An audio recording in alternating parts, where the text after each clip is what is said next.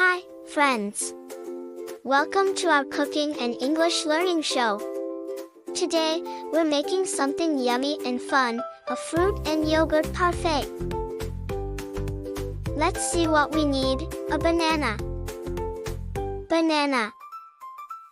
Some strawberries. Strawberries. Some blueberries. Blueberries. Some yogurt. Yogurt. Some granola. Granola. And some honey. Honey. First, chop the fruits. Chop, chop, chop.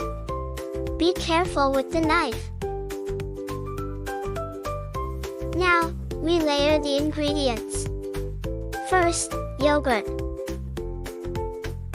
Then, strawberries. Next, granola with blueberries. And repeat.